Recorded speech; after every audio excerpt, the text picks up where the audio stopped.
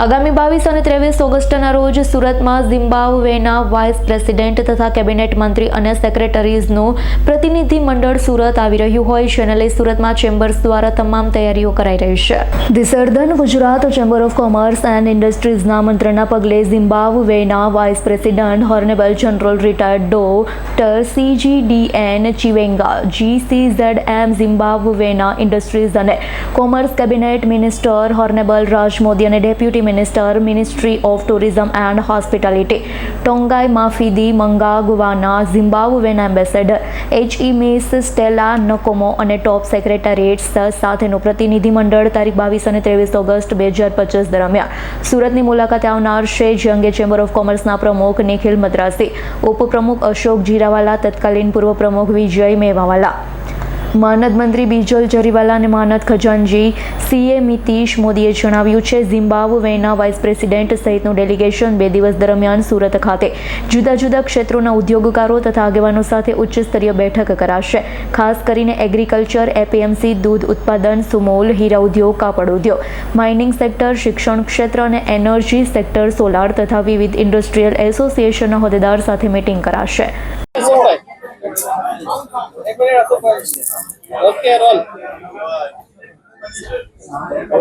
આજની એક મહત્વપૂર્ણ પત્રકાર પરિષદ એટલા માટે રાખવામાં આવી છે કે ઝિમ્બાબ્વેના રાષ્ટ્રપતિ chamber of commerce, southern Gujarat chamber of કોમર્સને આંગણે અમારા આમંત્રણને માન આપીને જે રીતે ઉદ્યોગને વેપારની આપલે એટલે બિઝનેસ કનેક્ટ માટે આખી ટીમ ઝિમ્બાબ્વેથી 60 લોકોની ટીમ આવનારી 23 તારીખ એટલે 23 તારીખના રોજ રાષ્ટ્રપતિ અહીંયા 22 તારીખે આવશે.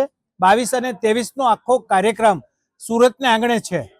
ખાસ કરીને જે બિઝનેસની કનેક્ટ કરવાના છે એમાં ખાસ કરીને ટેક્સટાઇલ છે, ડેરી પ્રોડક્ટ છે, એગ્રીકલ્ચર છે, માઇનિંગ છે અને બીજી ઘણી બધી જે સેગમેન્ટો છે આપણા બિઝનેસ સાથે જોડાઈ શકે એવા, કે એની અંદર ડાયમંડ પણ મહત્વનો ભાગ ભજવી છે. એવા તમામ ટુરિઝમને લઈને ફાર્માસ્યુટિકલ, રિન્યુએબલ એનર્જી એમ તમામ જે ઉદ્યોગો છે એની સાથેના એક કરાર ચેમ્બર દ્વારા ઉદ્યોગને કનેક્ટ કરવા માટે થઈ રહેવાના છે.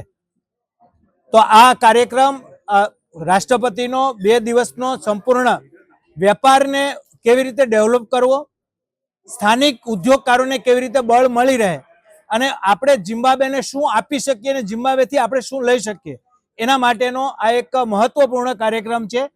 કે જ્યારે ગ્લોબલી આપણા ઉપર કહેવાય કે ટેરિફ વોર ચાલતી હોય ત્યારે એક રાષ્ટ્રપતિ સુરતને આંગણે the southern Gujarat chamber of કોમર્સના આમંત્રણને માન આપીને વધારતા હોય ત્યારે અમારા માટે, ચેમ્બર ઓફ કોમર્સ માટે એક મોટી ઓપોર્ચ્યુનિટી છે અને ઉદ્યોગકારો માટે એક નવી તક ઝડપવા માટેની એક ખાસ કરીને આ એક મીટિંગ આયોજન કરવામાં આવ્યું છે, જેની માટે 1-to-1 બેઠક થવા જઈ રહી છે.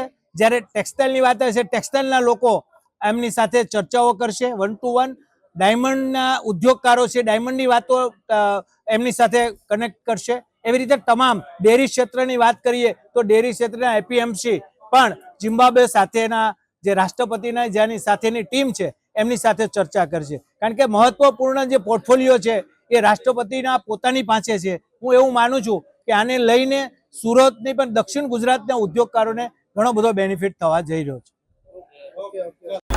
Bureau report, S9 news, Surat.